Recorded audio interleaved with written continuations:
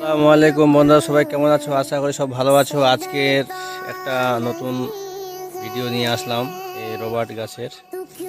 এই গাছের আজকে গাছ বাগানটা গোটায় এইগুলাতে আমি বিষ দিতে এসেছি।